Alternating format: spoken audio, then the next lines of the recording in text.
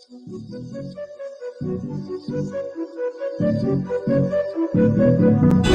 you like the way I think about it.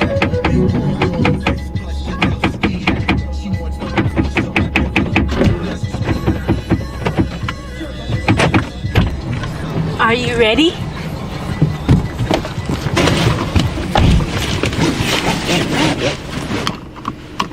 Hey, are you ready to go or what?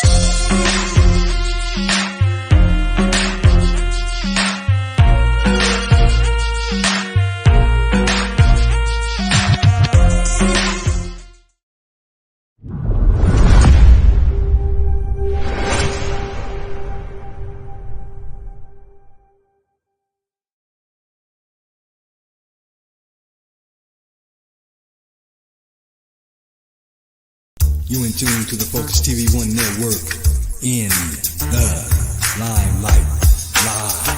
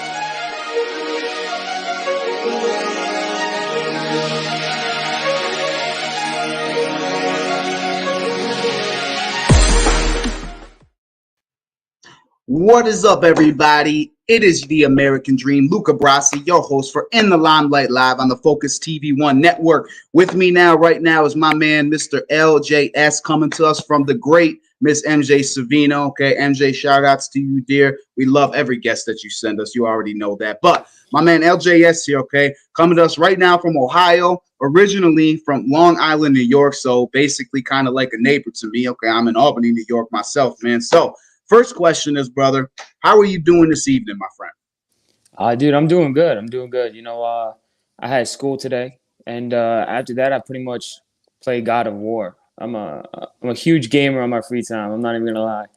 But all right, man. But yeah. Can't complain. How about you? Good. Respect, man. Respect. I like video games too. I don't get a chance to play a lot anymore, but I do enjoy them. But I'm doing good, man. I'm doing good. You know, I love doing In the Limelight Live, man, with my man Teflon. Okay, he's a great dude. We have lots of great guests. Okay. As you know, we've only had one that kind of pissed us off, but we talked about that before the show went live. So you already know all about that, man. But anyway, we are here this evening, brother, to talk about you, my friend. Okay. So before we really get going, man, one of the first questions that I got to ask you, okay, is growing up in Long Island, New York, okay, what was the music and hip hop scene kind of like in that area? Okay, we'll talk about Ohio too, but what's the music and hip hop scene out there? I've performed like around the area, Long Island, Staten Island, some of the boroughs, but what's your opinion on the music and hip hop vibe there? I mean, honestly, it's pretty different. You know, there's growing up, I guess, like I was around a lot of people of my age group, so it's kind of like always what was popping, you know, what the most played record or what was going on the radio. But growing up, once I met new people, you know, I saw a lot of, I met a few people that still listen to old school. You know, I met a lot of, I mean, I know a lot of people that listen to the new school where it's like mumble rap, drill. Yeah. But I mean, it's to be honest, it's kind of different. You know, I Hmm. also know a lot of people that listen to only alternative or country music, so it's Hmm. pretty cool to see because there's a lot of different audiences, which is cool. Got you. Now, in addition to the music gig and everything that you do, okay, but a little while ago we were talking, and you mentioned that you also played hockey at one point. Is that right? Yeah, yeah. Okay. Now tell us a little bit about that, man. How did you get into hockey? Like, what was your experience with it? Like, how did that whole thing happen? Oh man, I actually remember the one time that made me fall in love with hockey was it was a Rangers Devil game. We my family and I had gotten pizza. It was like always a tradition when I was younger where if a Ranger game was on, we'd get pizza and knots and shit. And we it was a Ranger Devil game, and as soon as the puck dropped on the first period, it was a line brawl. Just six people going at it and just fighting each other. And when I was younger, I loved to fight. So Hmm. that immediately caught my attention. Hmm. So right then and there, I was like, oh, this is what I want to do because, you were allowed to legally fight somebody else. And, so right then and there, I loved it. And growing up playing it was awesome. It taught me a lot of life lessons. Hmm. It taught me a lot in life, to be honest. Like, I don't know where I'd be at if it wasn't for hockey. I don't know if I'd be the same person as I am today if it wasn't for that. I got you. Now you mentioned something I just got to ask you, okay, man? If the fighting is what drew you in, why not boxing or MMA or something like that? Why hockey? Um, to be honest, I always loved kung fu. Like even when I was Okay. younger, I loved Bruce Lee and I loved all those martial arts like Jet Li movies or Jackie Chan. And Hmm. when I was younger, my dad did kung fu, so I would always go to his matches and shit. So I was always interested in that, and I always wanted to do something with that. Hmm. I actually wrestled in high school for a little bit, Okay. middle school and high school. Yeah, so I got into something like that, and I don't know. I guess hockey was like to be honest, I couldn't really tell you because I actually never trained for boxing or MMA. I kind of just did Hmm. kung fu by myself or like little things that I saw I would practice. Um, Hmm. but I don't know. Hockey's always been there because even when I had the choice between wrestling and hockey, it Hmm. was something about skating that just made me feel free. Like it was just Okay. something, yeah, being on the Yeah. ice that made me feel, I guess, free from the world. So let me get this straight. So between feeling free and being able to fight, you found what you love, right? Yeah, yeah, and I it's respect. yeah. I mean, Okay. it's crazy too. Like as I got older, my dad would always talk to me about fighting is always not the best option. You could Mhm. always like don't fight unless it's necessary. So growing up, I kind of learned like fighting isn't the answer to all the problems. If you could Mhm. de-escalate a situation and avoid that from happening, that's probably the best option you could take because fighting leads to multiple different consequences that can end very badly. Yeah, yeah, definitely. Very true, man. Very true.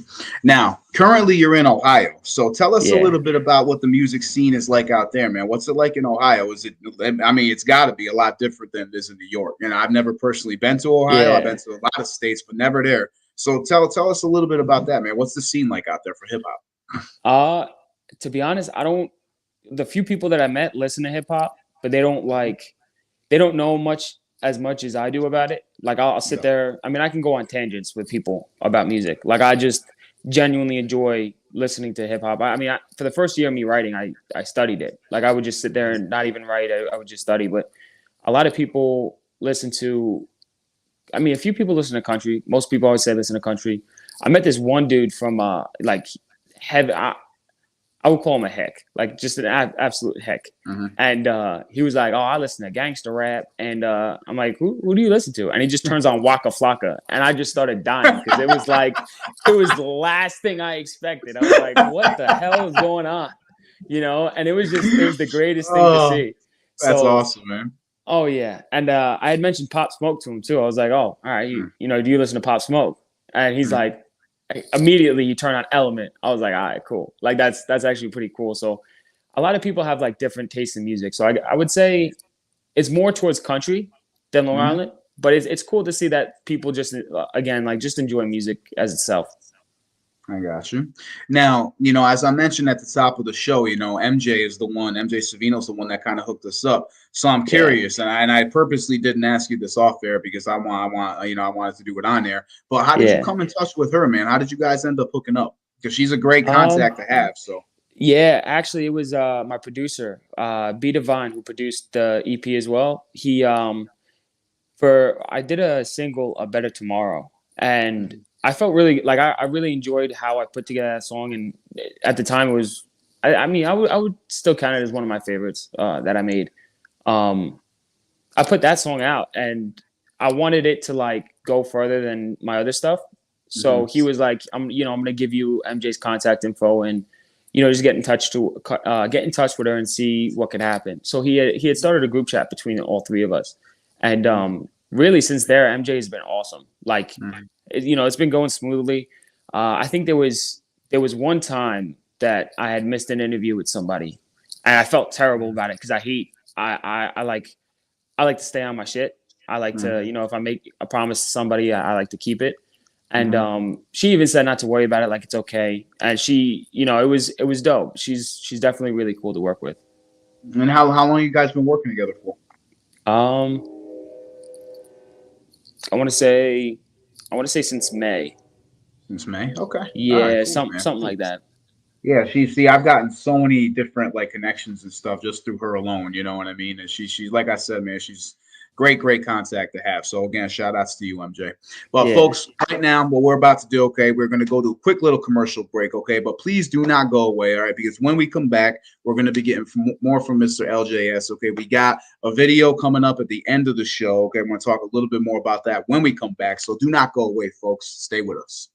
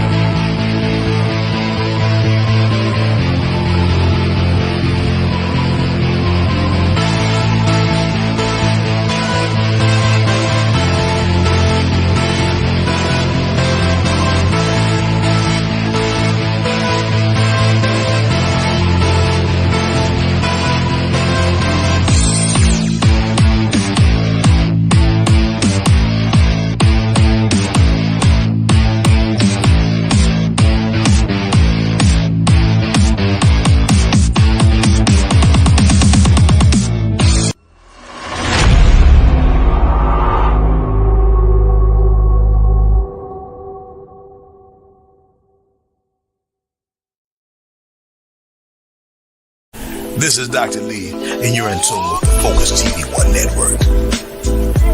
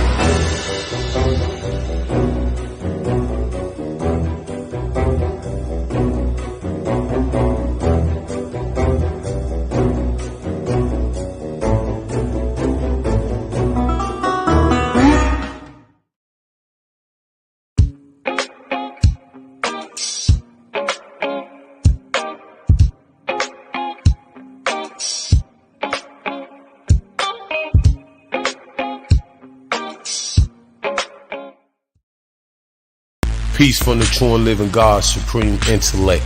You're tuned in to the Focuz TV1 network.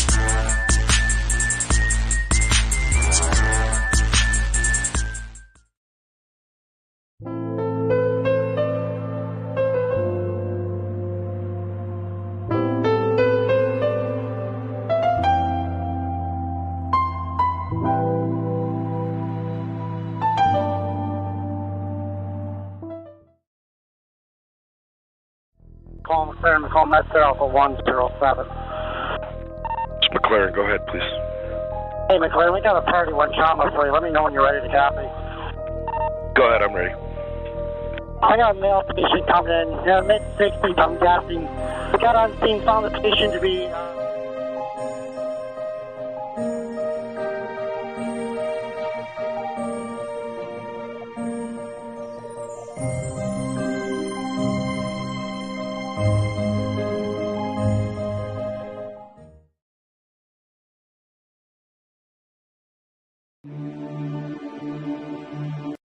Yo, check it out. You know we different with it. In the spotlight on the gifted. Music artists from all walks of life.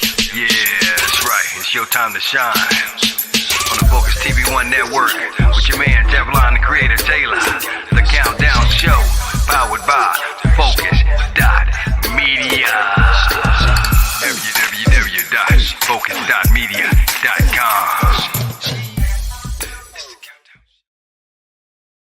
What's up, everybody? It is the American Dream, Luca Brassy. Do you have a branding issue? Don't miss out, folks. Get your advertisement or commercial played on one of our epic shows in the Limelight Live every Wednesday night, hosted by yours truly, 9 o'clock p.m. Eastern Standard Time. For more information, contact Teflon Taylor at info@focuz.media.com.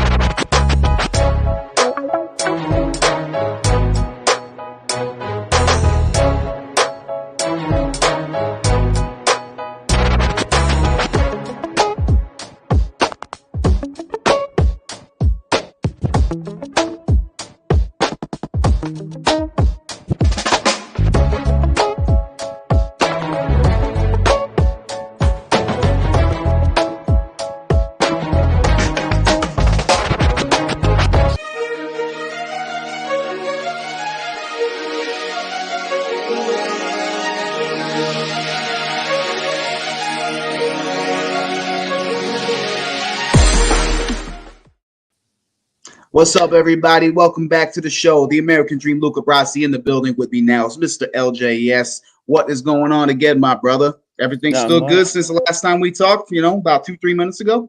Always. All right. Beautiful, man. Now, before we went away, okay, we talked a little bit about how you came in touch with MJ, talked a little bit about the hip hop scene and the places that you've been and your hockey career and that type of thing. But one of the things I got to know, man, okay, and I like to ask a lot of people this because I know what got me into it, but what was it that got you into hip hop? Like, what was it? Who were some of the artists maybe that inspired you? What made you want to get involved with the hip hop game? Definitely Eminem. Eminem's definitely a huge influence and inspiration. Hobson is another big one. Okay. Respect. The rapper NF is a huge one just because of how real and true he gets. J. Cole, another one, just because I feel like he preaches a lot and he uses it to try to help people or bring people together. Tupac, Biggie, Nas, basically a lot of lyricists, a lot of people that get deep and talk about real shit. All right, now going all the way from, I'm sure here's the thing, man. Eminem has those fans. Like when you become an Eminem fan, you tend to know everything about this dude's life. More so than other artists. It's crazy. People for some reason get so infatuated with not even his career, but what happened before all that. So I gotta ask you, from Infinite all the way up through what the hell was his last album? I don't even know what his last album was now. Music to be Murdered By. Okay, right. Yeah. What do you think his best album was? Oh, Usually that. it's one of three that people answer this. Yeah, yeah. Um. Oh shit.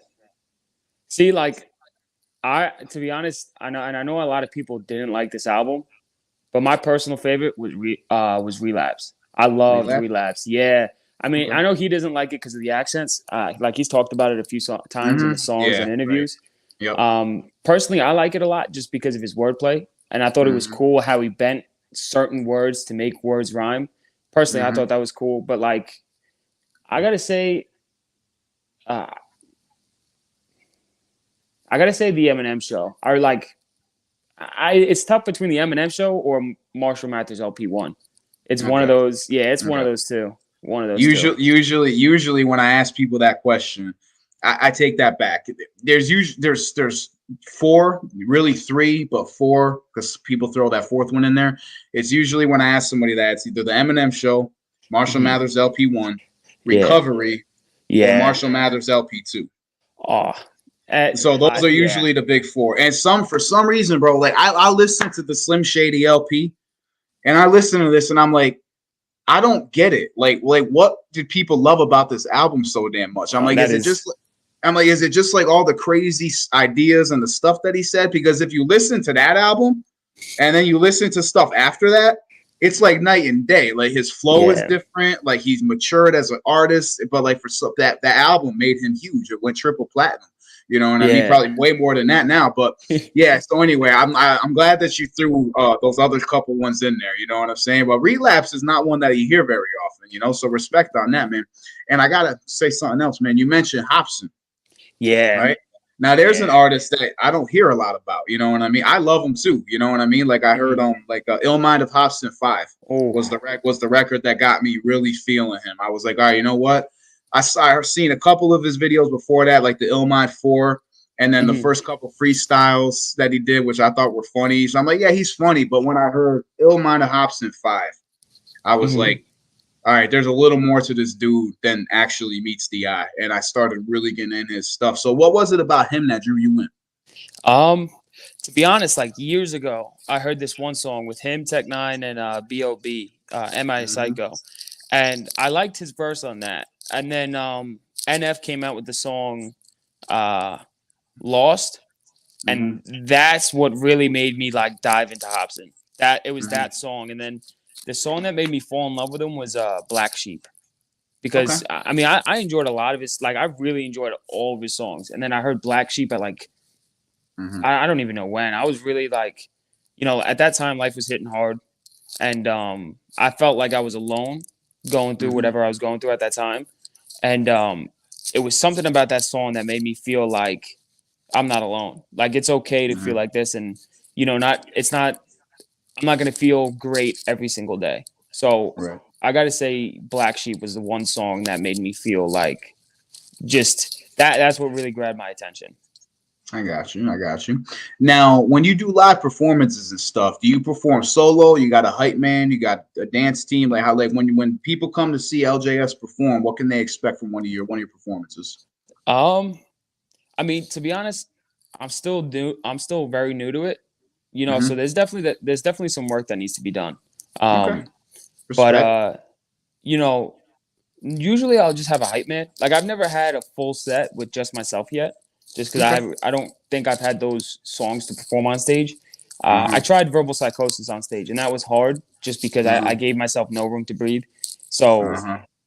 definitely after that experience, I realized I need to fix up a lot with writing. Right. And Mm-hmm.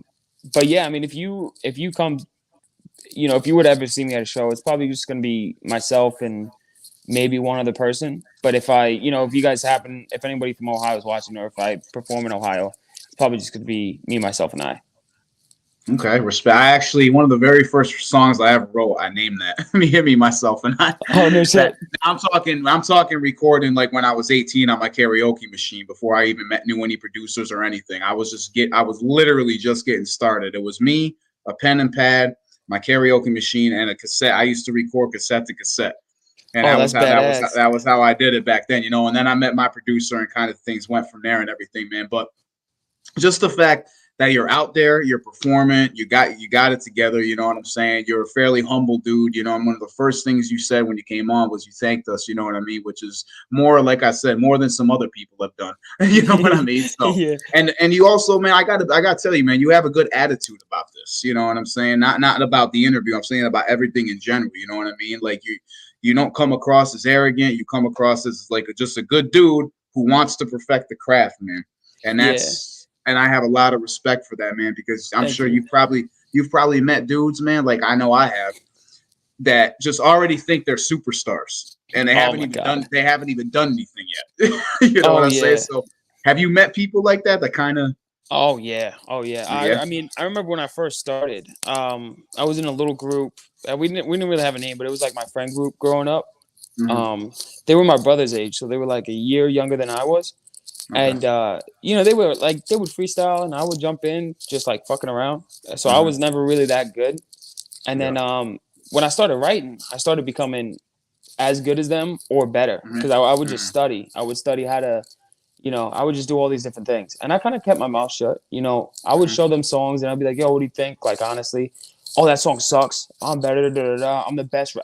One kid said I'm the best rapper in Long Island. And I said, yeah, And I told him, I was like, if you're the best rapper in Long Island, how come you haven't blown up yet? No, it's not that. It's, and he never made a song on SoundCloud. Never actually ever did anything. Now that I can look back at it from this perspective. But yeah, he would just shit on everybody that would try to rap. And he was like, I'm like, dude, like, at the time, we were just doing it for fun. You're taking all the fun out of it. And then when I started performing, I would meet other people that was like, yeah, my shit, I'm the shit. I'm this, I'm that. I'm going to get this. And it's like, nah. I always felt like, not with that attitude. I believe it's always good to like think it into existence. But it's another thing to just go around and brag about something you don't have yet. Yeah, very, very true, man. I can't agree with you more on that one, man. That's what we call ego. And on the other side, shitting on other people's stuff, we call that insecurities. And I will say this one thing, man. We got to go to another commercial in a second, but I will just end this little segment here before we come back with this. Insecurities are loud. Confidence is silent. And for anybody watching right now, remember that rule. But folks, stay with us. We'll be right back after these messages.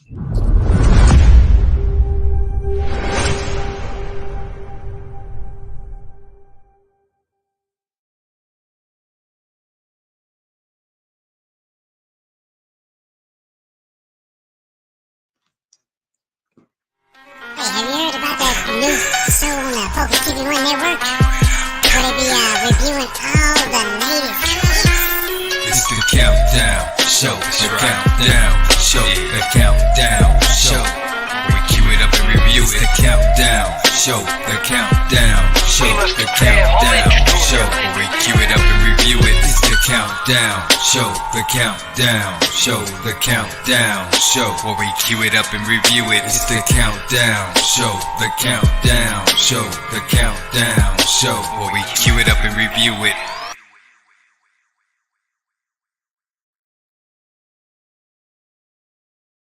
Peace from the true and living God, supreme intellect. You're tuned in to the Focuz TV One Network.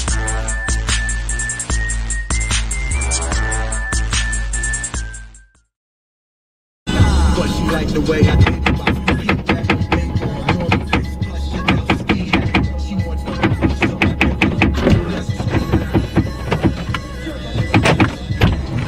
Are you ready?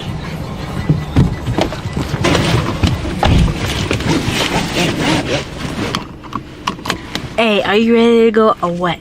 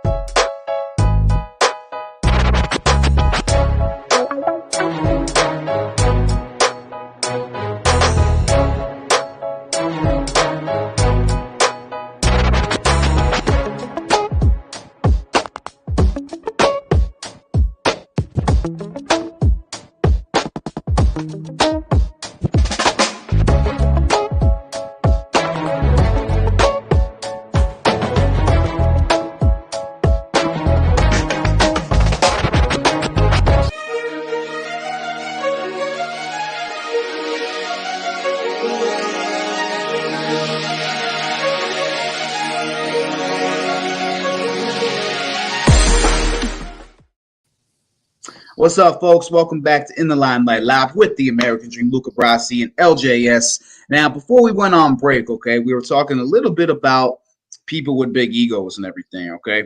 Now, we're not going to spend too much more time on that, but there's one other situation, okay? I have something that can relate to what you were saying, okay? Mm-hmm. When I first started writing, okay, music and everything, I remember my cousin was involved, and they, you know, him and his couple of buddies, they never really did a whole lot, but like they were involved with the scene a little bit. So I got some original jack beats from them, some industry beats and everything. But I remember the first time I went to write, you know, we did a little writing session, me, him, and his other two guys. And I remember we were sitting there, and this one dude decided to kind of like try to take the lead of the entire situation. He's sitting in front of me. He's like, yeah, so, you know, I just want to let you know, man, you know, we're the hottest white boys in Schenectady. He's like, you know, nobody's fucking with us. And I looked at him and I was like, really? He's like, yeah. I was like, so let me ask you a question. I'm like, if I walk down just your block alone and ask 10 people who you are, they're all going to know who you are? He's like, well, no. You know, I'm not saying that. I'm just, okay, well, then you ain't saying shit as far as I'm concerned. You know what I'm saying? I was like, if the people on your own block don't even know who you are, I was just like, then how are you going to sit here and say you're the hottest white boy in Schenectady? You know, and then he's like, you know, well, I mean, I haven't lost a battle yet or anything. And I was just kind of like, well, I mean, how many have you been in? And he's like, oh, well, only like 2, but, you know, and I'm like, okay. I'm like, you know what? I was like, I looked at my cousin. I was like, I don't even know if I want to do this. Now, to be honest with you, I was like, kind of put me off of the whole thing. Anyway, my point being, tying into what you were saying, yeah, like you said, the dude you were talking about never really did a whole lot, never did anything as far as you're concerned. You know, same thing here. You know what I mean? That dude who said that has done nothing. You know what I mean? And I'm like, yeah, you know, I took it further than any of those guys did. You know, at that point, you know what I mean? But anyway, so moving along here, bro. Okay, now I want to ask you this. Okay, if you could perform with one artist, dead or alive, who would you choose? I mean, actually perform with, not open for, not close for. Actually on stage together. I think I might know, but I want you to tell me. Yeah. I mean, it's either it's between 2 people. It's either Eminem or Hopsin. Definitely one of those 2 people. Respect. Yeah, because I just think, I mean, I've never been to a concert. Like the only show I've been to was my own, you know, and I just never really had the money or time to go to a concert. But I would watch some of it on YouTube and stuff, and like. Some of Eminem's shows are just unbelievable, like the energy he brings and stuff. So like, I would definitely want to perform with him, without a doubt. I got you. Respect. Now, you know, it's kind of funny, you know, that you mentioned those 2 guys because a lot of people refer, I don't know if they do so much anymore, but for a while I was hearing Hopsin being referred to as the Black Eminem. Yeah, you know, the way he puts his rhymes together and everything, and like sometimes he'll do that Eminem, that compound rhyme and syllable technique where he'll like bend words and stuff like that. So I can see the relation. I mean, personally, as far as like raw talent and like just having a mind for the game, I don't know if Hopsin can really touch Eminem. You know what I mean? But I kind of understood what people meant when they said that, you know. Now, so what do you got coming up, man? Do you have any new releases? We're going to talk about the video in a minute, but before we get to that, do you have any new releases people should be looking out for? Any shows coming up or anything you want to let people know about? I mean, release-wise, you know, I plan on coming out with a song in January.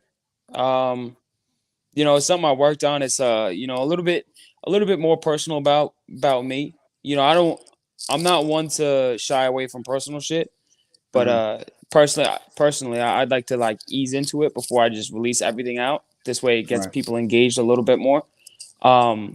But at the moment there is one song that just came out. I was a feature for my friend. It's called Knock Knock Halloween, and I believe his name is Rat Pack on Apple Music and Spotify. If you guys want to take a look at that, I just did a minor feature. But yeah, other than that, just a single in January. I plan on starting an album soon once I start getting my finances right, because I'm not the best financially right now, so it's definitely a work in progress. But I definitely plan on coming out with new music. All right, very cool, man. Very cool. Now, before we go off to this video here in a couple of minutes, okay? Tell the people the name of the video. Actually, I'll tell people the name of the video, okay? Yeah. It is Verbal Psychosis, okay? That's what we're about to witness right here, okay? Verbal Psychosis. So tell us, man, what was the inspiration for the song? What was the inspiration for the video? Tell us a little bit about Verbal Psychosis, bro. Well, for the song, I think that was like, I want to say that was like the third song I ever wrote. Like ever attempted to write. I remember that day my dad showed me Beware by Big Pun, and he would play Big Pun a lot when I was younger, but I just never knew. I love that song, man. Oh, unbelievable fucking song. Unbelievable song.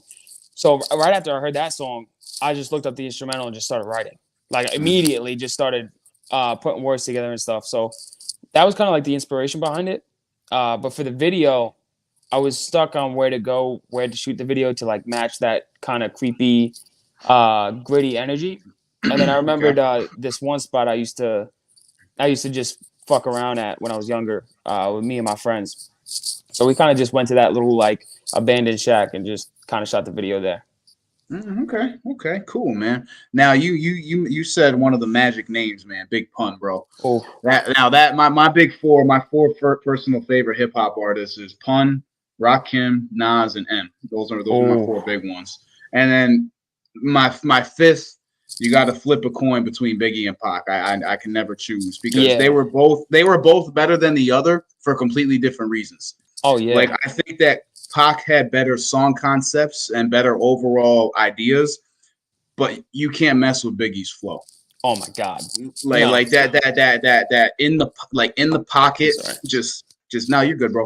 Just that in the pocket, like the way, I don't know, man. There's just something about he would get in that zone and that pocket, like on the beat, where it's just unbelievable. Yeah. And I listen to him, and I'm like, how does he do that?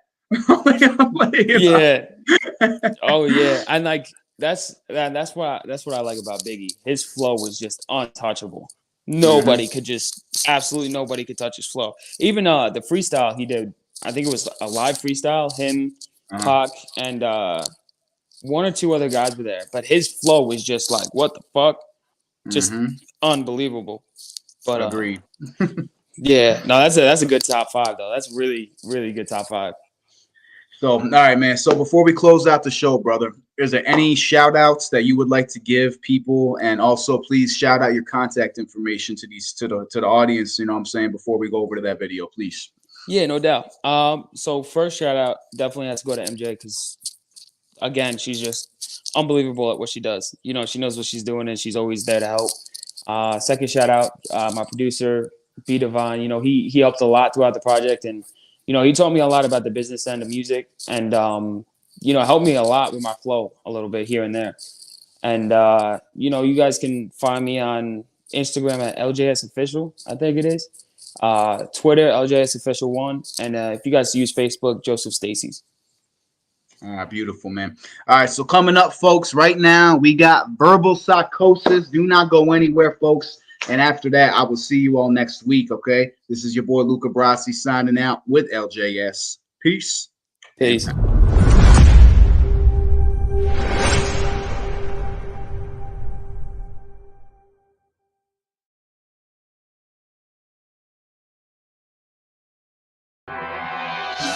Yo.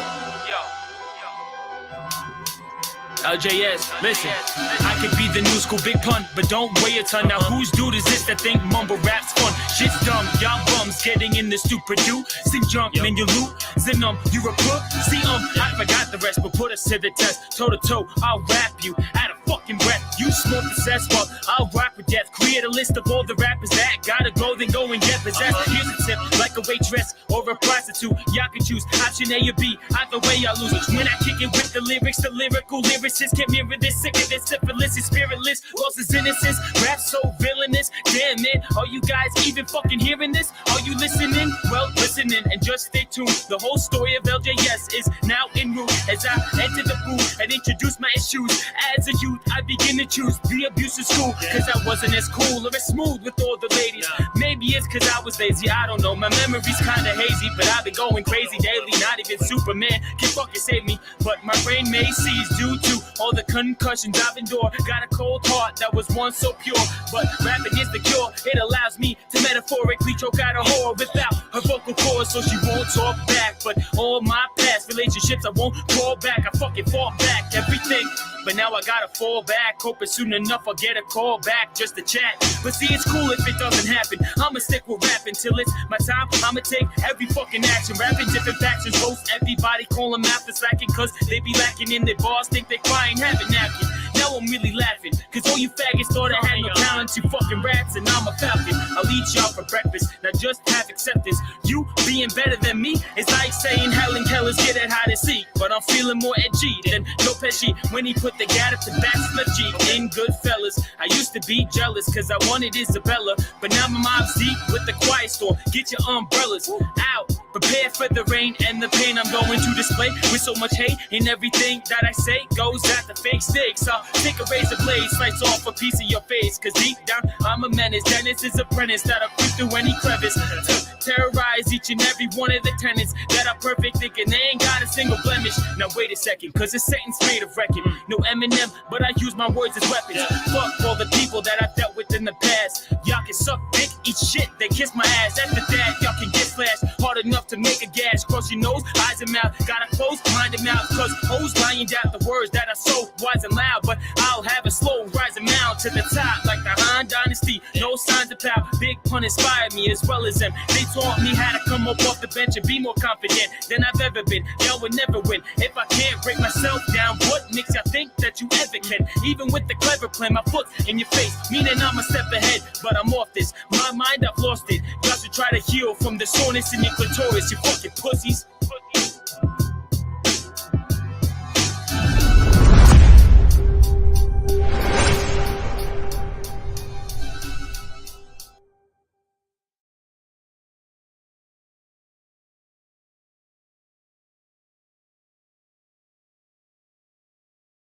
Peace from the true and living God, supreme intellect.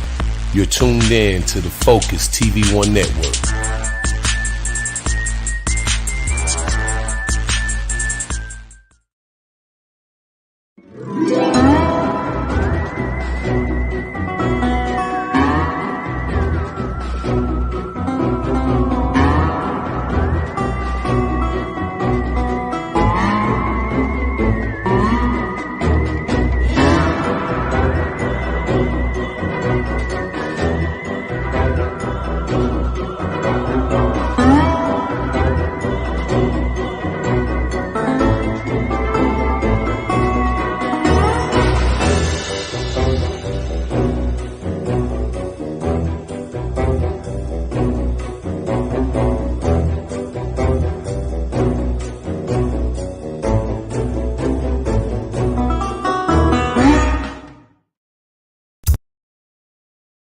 You in tune to the Focuz TV1 network in the Limelight Live.